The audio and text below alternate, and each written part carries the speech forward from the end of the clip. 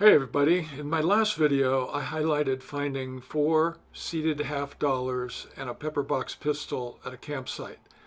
The camp area has a footprint of only about a quarter of an acre, is near the Oregon-California border, sits below an old wagon trail, and is on a slope. I went back to the same area and what I found, including 2 more silver $half and pieces of military history, paints a darker picture of what happened here 150 years ago. First off, this was definitely a camp.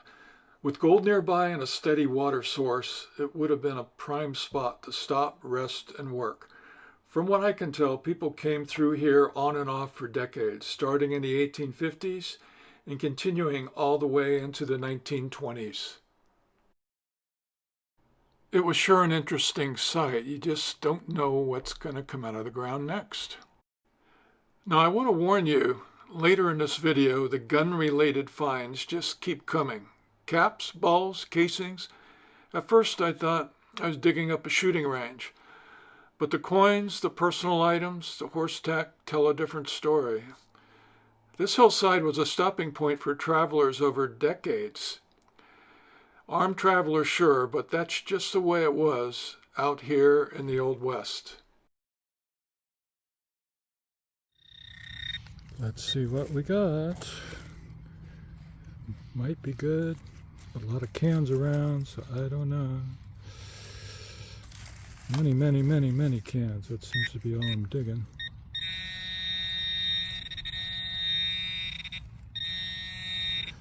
Wait a minute. That's not a can. That's a big silver, baby. Oh, yeah. Yeah.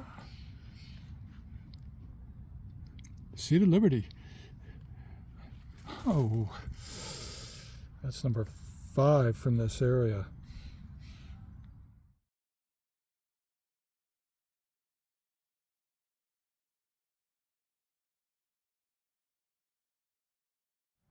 Okay, this wasn't too deep.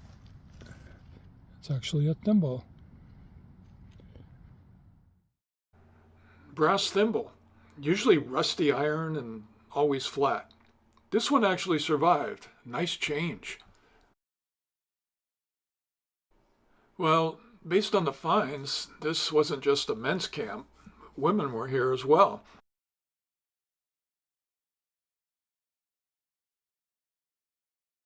I found some horse tack, a couple of horseshoes, but this bit was the most interesting horse-related piece that I dug up. I think it's pretty neat.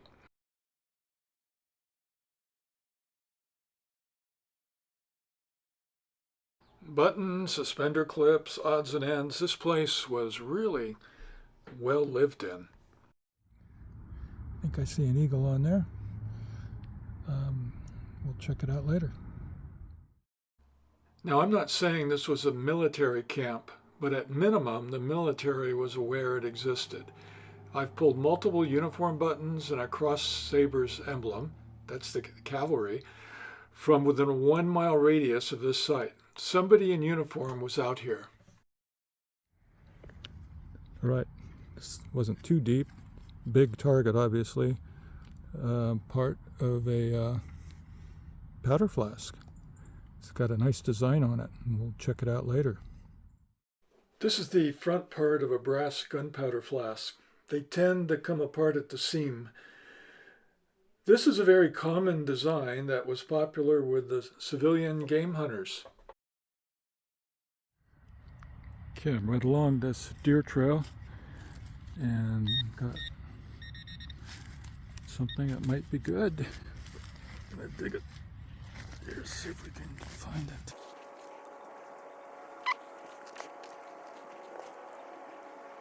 It's still in there,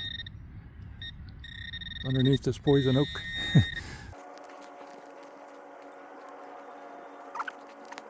Oh, there it is. Man, that was deep.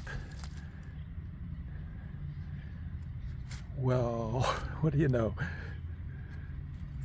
$half size. 64 Oh, gosh.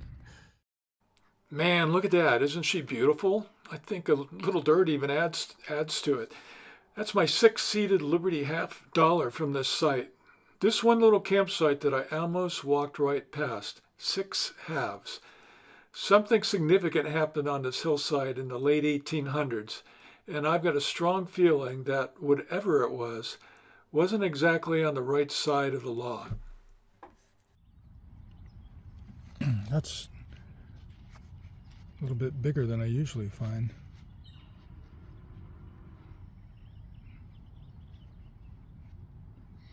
Looks like a drop. It's pretty heavy. Man, this weighed in at 29.53 grams, certainly one of the heavier musket balls I've found in this area. This would have been from a smoothbore musket, possibly military or military surplus by a civilian.